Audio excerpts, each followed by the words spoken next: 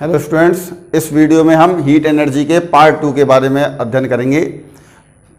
Heat energy के part first में हमने विशिष्ट ऊष्मा, ऊष्माधारिता, कैलोरीमिति के सिद्धांत के बारे में पढ़ा था। तो यदि आपने उस वीडियो को नहीं पढ़ा है तो पहले उस वीडियो को ही पढ़ें, उस वीडियो को अच्छी तरह समझें, तभी आपको ये वीडियो समझ में आएगा। तो उस वीडियो को अच्छी तरह से समझने के बाद तब आप इस वीडियो को पढ़ना शुरू करें। तो देखिए, हीट एनर्जी के पार्ट सेकंड में हम शुरू करते हैं अवस्था परिवर्तन, चेंज इन स्टेट। आपको मालूम है किसी भी पदार्थ की 3 अवस्थाएं होती हैं जनरली, ये ठोस, द्रव और गैस। ठोस, द्रव, गैस। अब किसी पदार्थ का एक अवस्था से दूसरी अवस्था में बदलना अवस्था परिवर्तन कहलाता है। ठोस से द्रव में बदलना है, यह भी अवस्था परिवर्तन है। द्रव से गैस में बदलना है, अवस्था परिवर्तन। गैस से द्रव में या द्रव से ठोस में बदलना हमारा अवस्था परिवर्तन कहलाता है। लेकिन यह याद रखिएगा, जब भी किसी पदार्थ का अवस्था परिवर्तन होता है उस कंडीशन में उस वस्तु का टेम्परेचर नियत रहता है, यानी स्थिर रहता है। स्थिर ताप पर ही पदार्थ एक अवस्था से दूसरी अवस्था में बदलता है, यानी स्थिर ताप पर किसी पदार्थ का एक अवस्था से दूसरी अवस्था में बदलना अवस्था परिवर्तन कहलाता है। जैसे आपने कहा कि बर्फ, आपको मालूम है कि बर्फ 0 डिग्री सेल्सियस पर जमती है, या फिर कि बर्फ 0 डिग्री सेल्सियस पर पानी में और पानी 0 डिग्री सेल्सियस पर बर्फ में परिवर्तित होता है। अब हम आपसे कहेंगे 0 डिग्री सेल्सियस का पानी 0 डिग्री सेल्सियस की बर्फ में परिवर्तित हो रहा है। तो यहां पर अवस्था परिवर्तित हो रही है पानी से बर्फ, लेकिन टेम्परेचर 0 का 0 हुई है। तो जब किसी भी क्वेश्चन में अवस्था परिवर्तित होगी तो उस स्थिति में टेम्परेचर नियत होगा। जैसे आपसे कहें, आपको मालूम है पानी 100 डिग्री सेल्सियस पर भाप में परिवर्तित होता है, तो हम कहें आपसे 100 डिग्री सेल्सियस का पानी 100 डिग्री सेल्सियस की भाप में परिवर्तित हो रहा है। यह सही है, क्योंकि यहां पर पानी भाप में कब परिवर्तित हो रहा है? 100 पर। तो पानी भाप में परिवर्तित हो रहा है और टेम्परेचर यहाँ भी 100 है और यहाँ भी 100 है। तो स्थिर ताप पर पदार्थ एक अवस्था से दूसरी अवस्था में बदलेगा, इसे हम अवस्था परिवर्तन कहते हैं। स्थिर ताप पर किसी पदार्थ का एक अवस्था से दूसरी अवस्था में बदलना अवस्था परिवर्तन कहलाता है। यदि आपने किसी क्वेश्चन में ऐसा देखा कि 80 डिग्री सेल्सियस का पानी 100 डिग्री की भाप में परिवर्तित हो रहा है, तो ये गलत है। क्योंकि पानी 100 डिग्री पर भाप में परिवर्तित होता है, पहली बात। दूसरा, आपको मालूम है कि जब अवस्था बदलती है तो टेम्परेचर नियत होता है। तो यहां पर अवस्था भी बदल रही है और ताप भी बदल रहा है, ये गलत है। एक बार में एक ही परिवर्तन होगा, या तो ताप परिवर्तन होगा या फिर अवस्था परिवर्तन होगा। किसी भी क्वेश्चन में हम दोनों परिवर्तनों को एक बार में नहीं लेंगे। जब ताप परिवर्तन लेंगे तो अवस्था परिवर्तन नहीं, और जब अवस्था परिवर्तन लेंगे तो ताप परिवर्तन नहीं लेंगे। अब गुप्त ऊष्मा,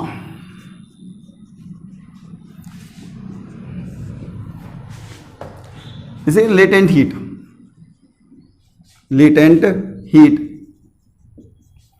गुप्त ऊष्मा क्या है? जैसे नाम से यह गुप्त ऊष्मा, गुप्त का अर्थ होता है छुप जाना। तो यहां पर ये गुप्त ऊष्मा, कहां से ऊष्मा छुप रही है? यदि हम आपसे कहें कि हमने इसमें पानी रखा है 20 डिग्री सेल्सियस का, इस बर्तन में पानी है, आपने कहा इसको भाप में बदलना है, तो हमने कहा पहले इसको आप गर्म करना शुरू करें। तो आपने इसको गर्म करना शुरू किया, तो आप कहीं इसमें क्या होगा? मान लीजिए इसमें थर्मामीटर लगा हुआ है, तो जैसे जैसे आप ऊष्मा देंगे इस जल का टेम्परेचर बढ़ेगा, और जब जल का टेम्परेचर बढ़ेगा तो पारा इस थर्मामीटर में ऊपर जाएगा। तो जल का टेम्परेचर आपको मालूम है कि पानी तो भाप में 100 पर बदलता है, तो पहले 20 डिग्री का पानी 100 डिग्री के जैसे टेम्परेचर बढ़ेगा, जब इसका टेम्परेचर 100 पर हो जाएगा तो 20 डिग्री का पानी पहले 100 डिग्री के पानी में परिवर्तित होगा। अब यदि हम आपसे कहें कि अब तो आपने कहा कि भाई 100 डिग्री का पानी 100 डिग्री पे भाप में बदलता है, तो अब यदि हम इसको इस जल का टेम्परेचर तो 100 हो चुका है, हमने कहा इस ऊष्मा देना हमने बंद कर दिया, तो क्या ये 100 डिग्री का पानी अब 100 डिग्री भाप में बदलेगा? नहीं बदलेगा। क्यों? क्योंकि अब हमें 100 डिग्री सेल्सियस के पानी को भाप में परिवर्तित करना है, तो यहां पर अवस्था परिवर्तित करनी है। तो अवस्था परिवर्तित करने के लिए हमें ऊष्मा देनी पड़ेगी। तो यहां पर अब 100 डिग्री के पानी को अब आप और ऊष्मा देंगे। जब ऊष्मा देंगे तो आप देखेंगे कि यहां पर टेम्परेचर तो यानी 100 का 100 ही है, लेकिन ऊष्मा जा रही है। तो आप ये ऊष्मा कहाँ जा रही है? तो ये ऊष्मा जल के अणु अवशोषित कर रहे हैं और उस यहाँ पर टेम्परेचर नहीं बदलेगा और वो जल के अणु उस ऊर्जा को लेकर भाप में परिवर्तित हो जाएंगे। तो चूंकि आप ऊष्मा दे रहे हैं लेकिन आपको ताप में परिवर्तन दिखाई नहीं दे रहा, तो हम ये जो दी गई ऊष्मा है ये इस जल के अणुओं में छुप गई, इसीलिए इसे कहते हैं गुप्त ऊष्मा। तो 100 डिग्री का पानी किस में परिवर्तित होगा? 100 डिग्री की भाप में। गुप्त ऊष्मा की डेफिनेशन क्या है? गुप्त ऊष्मा किसी भी पदार्थ के एकांक द्रव्यमान को, एकांक द्रव्यमान यानी 1 ग्राम 1 किलोग्राम को अवस्था परिवर्तित करने के लिए जितनी ऊष्मा चाहिए उसे हम गुप्त ऊष्मा कहते हैं। यानी एकांक द्रव्यमान के लिए, जैसे यहां पर देखें तो एक मान लीजिए 100 डिग्री 20 डिग्री का पानी हमारा 100 डिग्री के पानी में परिवर्तित हो गया। अब इस 1 ग्राम 100 डिग्री सेल्सियस के पानी को वाष्प में भाप में परिवर्तित करने के लिए जितनी ऊष्मा चाहिए उसे कहेंगे इस जल की गुप्त ऊष्मा। तो यहां पर गुप्त ऊष्मा की डेफिनेशन है कि किसी भी पदार्थ के एकांक द्रव्यमान के अवस्था परिवर्तन के लिए आवश्यक ऊष्मा को हम उस पदार्थ की गुप्त ऊष्मा कहते हैं। इसे L से प्रदर्शित करते हैं। L latent heat. अब आपको मालूम है कि अवस्था परिवर्तन 2 स्थितियों में होता है, जैसे ठोस, अभी हमने आपसे कहा ठोस, द्रव और गैस। स्थिरता पर ठोस द्रव में परिवर्तित होगा स्थिरता पर, और उसी स्थिरता पर द्रव ठोस में परिवर्तित होगा। जैसे आपसे कहते हैं 0 डिग्री सेल्सियस की बर्फ 0 डिग्री सेल्सियस पर पानी में परिवर्तित होगी और 0 डिग्री सेल्सियस का पानी 0 डिग्री सेल्सियस की बर्फ में परिवर्तित होगा। तो बर्फ जिस टेम्परेचर पर द्रव में परिवर्तित होगी, द्रव उसी टेम्परेचर पर यानी पानी उसी टेम्परेचर पर बर्फ में परिवर्तित होगा। तो एक टेम्परेचर तो ये हो गया। या दूसरा, द्रव गैस में यानी कि भाप में यदि हम चल रहे हैं तो हम आपसे कहते हैं कि 100 डिग्री का जल 100 डिग्री की भाप में परिवर्तित होगा। यदि हम भाप को जल में परिवर्तित करें तो 100 डिग्री की भाप 100 डिग्री के जल में परिवर्तित होगी। तो यहां भी टेम्परेचर स्थिर है। तो इसी प्रकार किसी भी पदार्थ की 2 गुप्त ऊष्माएं ली जाती हैं। एक तो जब पदार्थ ठोस से द्रव में या द्रव से ठोस में, और दूसरा जब पदार्थ द्रव से गैस या गैस से द्रव में परिवर्तित होता है। तो किसी भी पदार्थ की 2 गुप्त ऊष्मा, पहली होती है गलन की गुप्त ऊष्मा। गलन की गुप्त ऊष्मा, जैसे ठोस द्रव में परिवर्तित हो रहा है, यहां पर पदार्थ गल रहा है जैसे बर्फ जल में, तो उस स्थिति में एकांक द्रव्यमान स्थिरता पर किसी पदार्थ के एकांक द्रव्यमान को ठोस से द्रव में या द्रव से ठोस में बदलने के लिए आवश्यक ऊष्मा को गलन की गुप्त ऊष्मा कहते हैं। यदि हम बर्फ की बात करें तो बर्फ की गुप्त ऊष्मा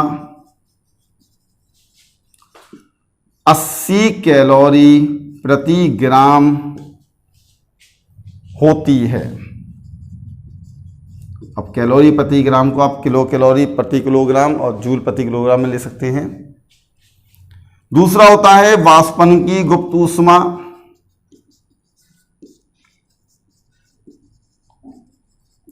वाष्पन की, जैसे किस स्थिर ताप पर किसी पदार्थ के एकांक द्रव्यमान को, बात है एकांक द्रव्यमान को, द्रव अवस्था से गैसीय अवस्था में अथवा गैसीय अवस्था से द्रव अवस्था में बदलने के लिए जितनी ऊष्मा चाहिए उसे कहेंगे हम वाष्पन की गुप्त ऊष्मा। जैसे भाप की गुप्त ऊष्मा 540 कैलोरी प्रति ग्राम या कहीं कहीं 536 कैलोरी प्रति ग्राम होती है। बॉक्स में कहीं कहीं 540 कहीं 540, तो हम अपनी सुविधा के लिए 540 ले रहे हैं। अब गुप्त ऊष्मा यानी एकांक द्रव्यमान, यदि किसी पदार्थ का एकांक द्रव्यमान है उसके अवस्था परिवर्तन के लिए आवश्यक ऊष्मा गुप्त ऊष्मा, उसे एल से, यदि एम द्रव्यमान हो तो कितनी ऊष्मा ml। तो m ग्राम पदार्थ के अवस्था परिवर्तन के लिए आवश्यक ऊष्मा Q = ml। तो यदि हम किसी वस्तु को ऊष्मा देंगे तो दो परिवर्तन होते हैं, या तो उस वस्तु का ताप परिवर्तन होगा अथवा अवस्था परिवर्तन होगा। तो आपको मालूम है ताप परिवर्तन के लिए आवश्यक ऊष्मा Q = mf डेल्टा T, और अवस्था परिवर्तन के लिए आवश्यक ऊष्मा Q = ml। तो अवस्था परिवर्तन होगा तो ml, और ताप परिवर्तन के लिए mf डेल्टा T। और याद रखिएगा कि ताप परिवर्तन होगा तो अवस्था परिवर्तन नहीं लेंगे, और अवस्था परिवर्तन लेंगे तो ताप परिवर्तन नहीं होगा। जैसे एग्जाम्पल 50 डिग्री सेल्सियस के 20 ग्राम जल को भाप में परिवर्तित करने के लिए कितनी ऊष्मा की आवश्यकता होगी। आपने कहा 50 डिग्री सेल्सियस का जल है, उसको भाप में परिवर्तित करना है, तो गर्म करेंगे। तो सबसे पहले क्या होगा, भाप में परिवर्तित करने के लिए पहले उस जल को 100 डिग्री तक गर्म करना होगा। तो पहले 50 डिग्री का जल 100 डिग्री सेल्सियस के जल में परिवर्तित होगा। जब उस पूरे जल का टेम्परेचर 100 डिग्री हो जाएगा तब 100 डिग्री सेल्सियस का जल भाप में परिवर्तित होना शुरू होगा। तो 100 डिग्री सेल्सियस का जल परिवर्तित होगा 100 डिग्री सेल्सियस की भाप में। तो यहां पर तो ताप परिवर्तन हो रहा है, यहां पर अवस्था परिवर्तन। हम इन दोनों के लिए ऊष्माओं को निकालेंगे। जैसे ताप परिवर्तन के लिए mf डेल्टा T, m द्रव्यमान है 20 ग्राम, s जल की विशिष्ट ऊष्मा आपको मालूम है 1 कैलोरी प्रति gram degree Celsius, delta T 100 - 50 50 1000 calorie. अब 100 डिग्री सेल्सियस का जल 100 डिग्री की भाप में परिवर्तित हो रहा है। Q2 = ml, m 20, L 540,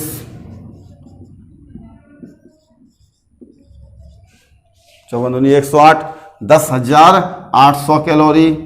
तो हमें टोटल ऊष्मा कितनी चाहिए, तो Q = Q1 + Q2, 1000 और 10,800, 11,800 कैलोरी ऊष्मा की आवश्यकता होगी। नेक्स्ट क्वेश्चन, 20 ग्राम बर्फ को 40 डिग्री सेल्सियस के जल में परिवर्तित करने के लिए कितनी ऊष्मा की आवश्यकता होगी। तो देखिए 20 ग्राम बर्फ है, इसको 40 डिग्री सेल्सियस के जल में परिवर्तित करना है। तो सबसे पहले हम बर्फ को ऊष्मा देंगे। तो पहले बर्फ जल में परिवर्तित होगा।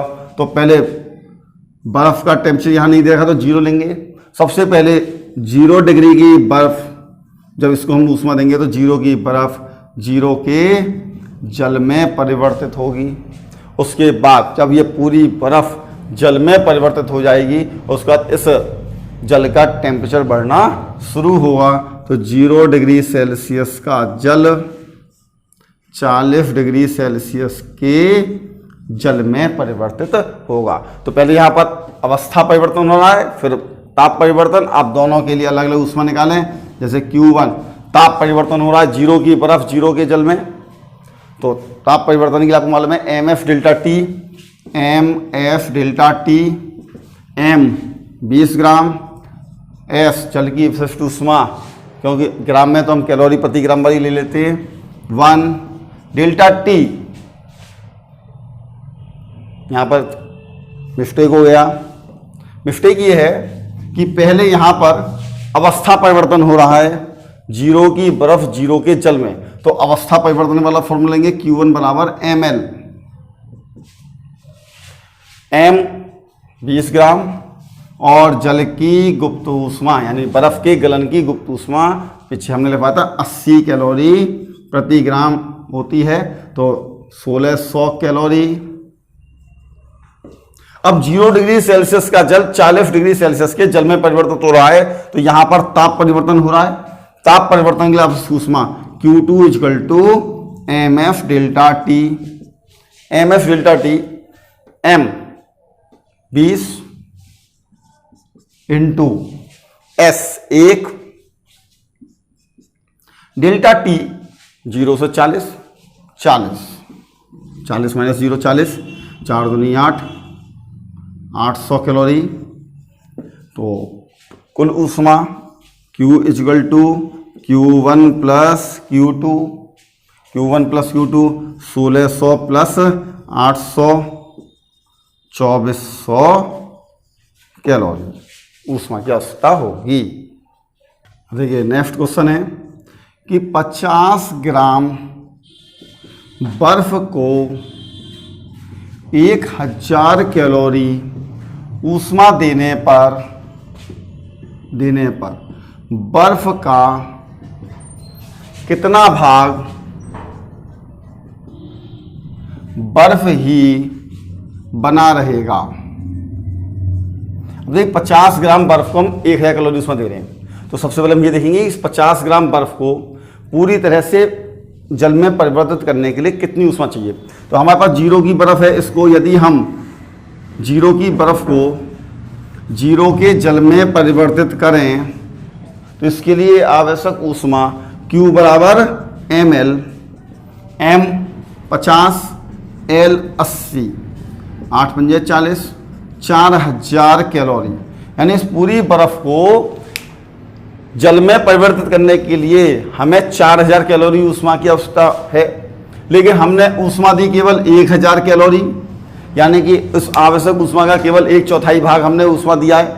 तो 1/4 जब 1/4 ऊष्मा दी हमने तो केवल 1/4 भाग ही इसका पिघलेगा, बाकी 3/4 भाग बर्फ ही बना रहेगा। तो 1000 कैलोरी ऊष्मा देने पर इस बर्फ का 3/4 भाग बर्फ ही रहेगा। यदि आप ग्राम में पूछें तो 50 ग्राम का 1/4 यानी 12.5 ग्राम, 12.5 ग्राम बर्फ तो जल में परिवर्तित हो जाएगी और शेष 37.5 ग्राम बर्फ में ही रहेगी। तो आप हीट एनर्जी के पार्ट फर्स्ट और पार्ट सेकंड को बहुत अच्छी तरह से पढ़ लें, समझ लें, और यदि तब भी कोई प्रॉब्लम हो आपके पास तो आप उसको कमेंट बॉक्स में ज़रूर लिख दें। वो प्रॉब्लम मैं अगले वीडियो में आपकी सॉल्व कर दूंगा।